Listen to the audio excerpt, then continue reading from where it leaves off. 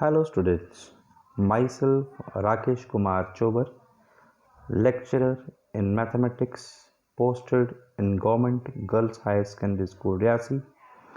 Today I am presenting exercise 4.5 from question 12 to question 17 of determinant chapter, which is a unit 4th of class 12th. So let's start the exercise from question 12.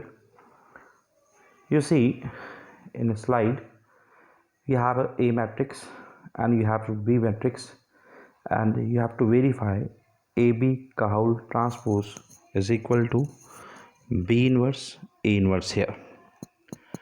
देखिएगा हमारे पास inverse की बात करते हैं, ये काफ़ी important question है। पहली बात बता दूं तो सबसे पहले हम ए इन्वर्स को निकालेंगे, बी इन्वर्स को निकालेंगे, फिर ए बी इन्वर्स को देखेंगे।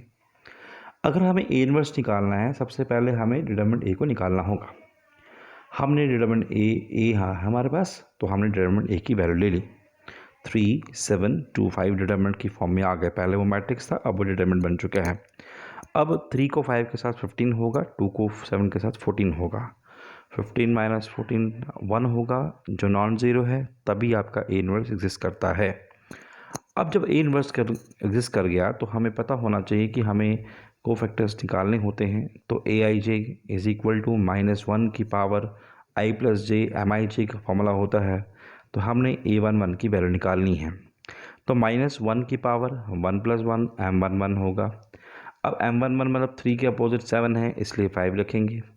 अब -1 का स्क्वायर पॉजिटिव है, पॉजिटिव इंटू 5 आपके पास M11 की वैल्यू थी, रिजल्ट आपका 5 ही बनेगा। ऐसे ही आपको A12 को निकालना है। A12 का कंसेप्ट क्या है? -1 की पावर आई इसमें 1 है, जे इसमें 2 है, तो -1 की पावर 1 + 2 M12 होगा।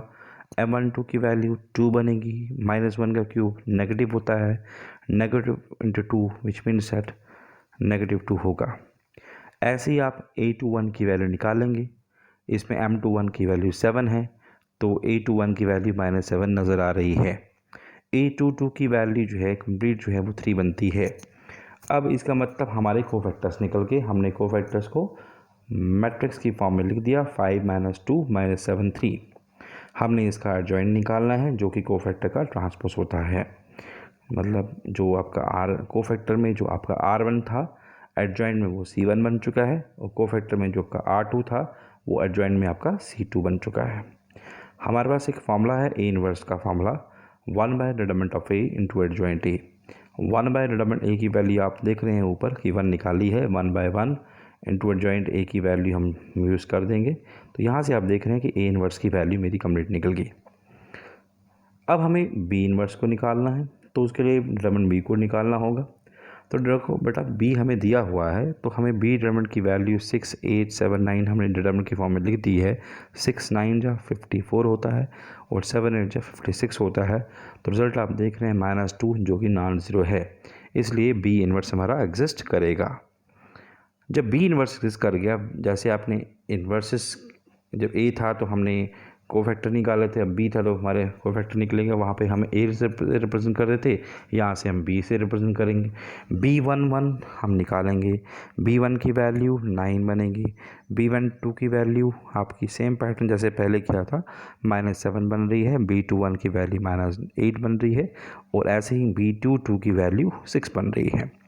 यहाँ से आप कोफैक्टर को निकालेंगे जो कि आपका 9 -7 -8 और 6 बना। एडजॉइंट बी जो है वो कोफैक्टर का ट्रांसपोज होता है। जो कोफैक्टर में R1 था वो एडजॉइंट बी में C1 बन गया। जो कोफैक्टर में जो R2 नज़र आ रहा है -8 6, और वो एडजॉइंट बी में वो C2 बन गया। हमारा बी इन्वर्स कैसे निकलेगा? One by determinant of B into adjoint B. Determinant B की वैल्यू -2 निकाली है, आप उसमें पुट करेंगे तो आप देख रहे हैं बी इन्वर्स की वैल्यू -1/2 इंटू मैट्रिक्स जो है 9 -8 -6 और 6 नज़र आ रहा है। अब हमारी डिमांड है बी इन्वर्स ए इन्वर्स की। अब इसका मतलब क्या होगा, बी इन्वर्स की जो वैल्यू आई है वो उसको यूज़ करेंगे, ए इन्वर्स की वैल्यू जो पहले निकाली वो उसको यूज़ करेंगे, दोनों को आप मल्टीप्लाई कर रहे हैं। तो आप देख रहे हैं कि बी इन्वर्स ए इन्वर्स जो बना -1/2 61 -87 -47 और 67 बना। अब ऐसे ही आपको ए बी को निकालना होगा। ए बी, ए है हमारे पास है, बी हमारे पास है, तो हम ए बी का मैट्रिक्स आप निकाल रहे हैं, मल्टीप्लिकेशन किया गया है, तो आपके पास वैल्यू आई 67 87 47 61 बने। अब हमें डिटरमिनेंट ए बी का निकालना होगा। तो डिटरमिनेंट जो मैट्रिक्स था पहले वो डिटरमिनेंट की फॉर्म में होगा। 67 को 61 से मल्टीप्लाई करो तो 4087 आता है, और 47 को 87 से मल्टीप्लाई करो तो 4089 आता है। माइनस करेंगे तो -2 बना, जो कि नॉन ज़ीरो है। अब नॉन ज़ीरो है, इसका मतलब ए बी का होल इन्वर्स भी एग्जिस्ट कर गया। इसका मतलब जैसे पहले हमें कोफैक्टर निकालने पड़े, अब हम ए बी 1 1 निकाल रहे हैं, ए बी 1 2 निकाल रहे हैं, ए बी 2 1 निकालेंगे, ए बी 2 2 निकालेंगे। ये सभी जो वैल्यूज़ हैं ये हमारी कोफैक्टर बन रही हैं, जो आपको सामने दिख रही हैं, बन चुकी हैं। अब कोफैक्टर्स जो बना वो क्या बना, 61, फिर -47, फिर -81, फिर 67। अब हमें एडजॉइंट निकालना था, मतलब कोफैक्टर का ट्रांसपोज। हमने निकाल दिया एडजॉइंट ऑफ ए बी जो है 61 -81 -47 67 बना। अब हमें एडजॉइंट ए बी मतलब निकाला, सिंस ए बी का इन्वर्स जो होगा one by element of A into adjoint of A B होता है। 1/एलिमेंट ए बी की वैल्यू -2 निकाली थी, एडजॉइंट ए बी आपने निकाला है, पुट किया, तो ए बी का होल इन्वर्स जो है आपका -1/2 61 -81 -47 67 बना। इसको आपने डबल स्टार इक्वेशन रख दी, पहले को आपने स्टार इक्वेशन रखी थी। उन दोनों से हम देखेंगे दोनों की वैल्यू सेम आ रही होगी, इसलिए रिजल्ट आपका ए बी का होल ट्रांसपोज जो है वो बी ट्रांसपोज ए ट्रांसपोज होता है। अब चलते हैं 13 क्वेश्चन की तरफ। हमारे पास ए दिया है और हमें फाइंड करना है, वेरीफाई करना है कि जो ए स्क्वायर -5a + 7i जो है वो ज़ीरो है, और उसके बाद ए इन्वर्स को निकालना है। देखिए हमारे पास ए है, आपकी डिमांड ए स्क्वायर की है, हम ए स्क्वायर को निकालेंगे, वो ए इंटू ए से निकलेगा। आप एक बार मैट्रिक्स जो दिया है वो दोबारा से उसी को मल्टीप्लाई करेंगे।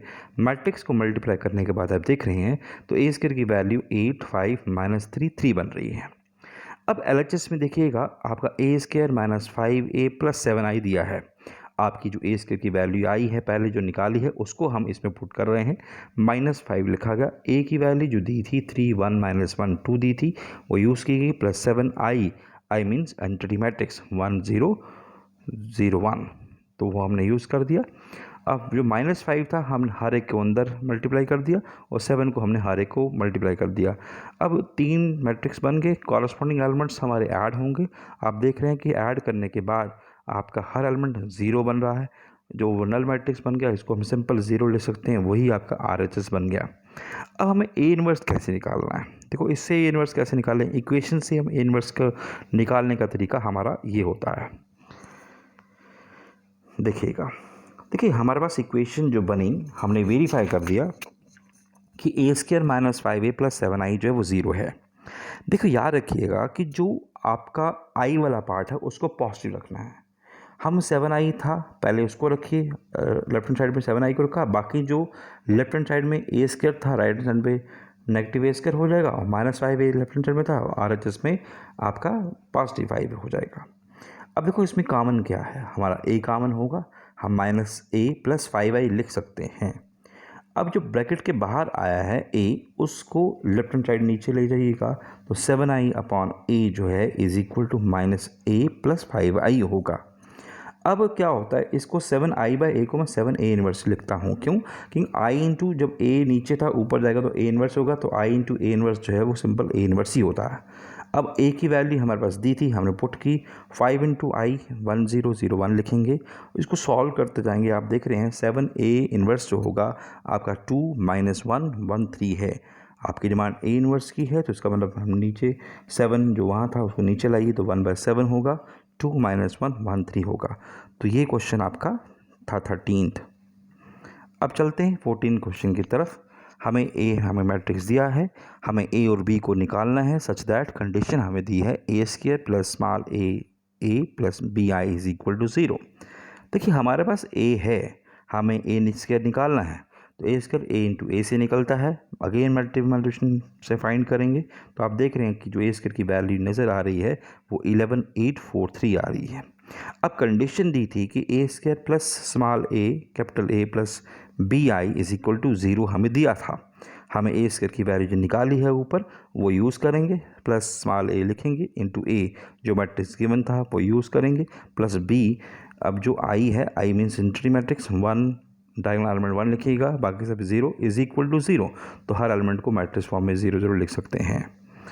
अब देखिए उसको जब हम सॉल्व करेंगे, ओपन करेंगे, तो आप देख रहे हैं कि ये सभी जो है आप ऐड होंगे, तीनों मैट्रिक्स जो हैं ऐड हो रहे हैं, इसका मतलब कॉरस्पॉन्डिंग एलिमेंट्स ऐड होंगे। तो आप देख रहे हैं 11 + 3a + b, 8 + 2a, 3 4 + a, 3 + a + b जो है वो सभी जो है इक्वल टू 0 होंगे।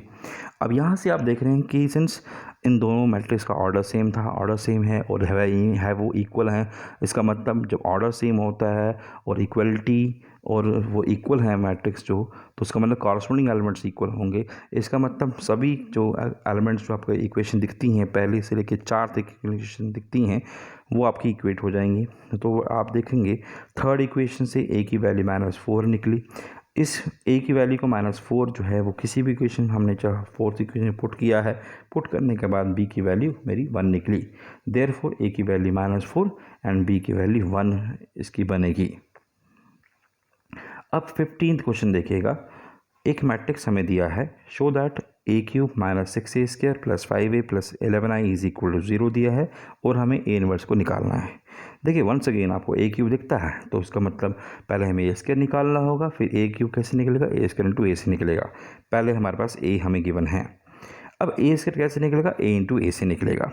तो बेटा आपके पास a है, दोबारा से इसको मल्टीप्लिकेशन कर दीजिए, ये 3/3 की फॉर्म में होगा। मल्टीप्लिकेशन करने के बाद जो a² की वैल्यू नज़र आ रही है 4 2 1 -3 8 -14 7 -3 14 बनी। अब हमारी डिमांड है a³ की, a³ कैसे निकलेगा, a² इंटू a से निकलेगा। जो a² की वैल्यू पहले ऊपर निकाली है उसको यूज़ करेंगे, इंटू a के साथ मल्टीप्लाई करेंगे। मल्टीप्लाई करने के बाद आपको मिला a³ की वैल्यू 871 -23 27 -69 32 -13 और 58 बनेगी। अब क्या करेंगे, जो ये गिवन वैल्यूज़ हैं इसको हमने आपको जो फॉर्म जो दी हुई है उसमें LHS में पुट करेंगे। जो भी कंसर्निंग a³ की वैल्यू लगा दी, 6 इंटू a² की वैल्यू जो निकाली थी वो यूज़ कर दी, 5 इंटू a जो गिवन मैट्रिक्स था, 11 into i means entry matrix था। -6 को अंदर ले जाइए, 5 को अंदर ले जाइए, 11 को हर एक के साथ मल्टीप्लाई कर दीजिए। मल्टीप्लाई करने के बाद सभी ऐड हो रहे हैं, कॉरस्पॉन्डिंग एलिमेंट्स ऐड कर दीजिए। आप देख रहे हैं सभी वैल्यूज 0 आ रही हैं और वही आपका RHS बन चुका है। अब हमें इसमें क्या निकालना है, a इनवर्स निकालना है। अब a इनवर्स जैसे पहले किया था वैसे ही निकालना है।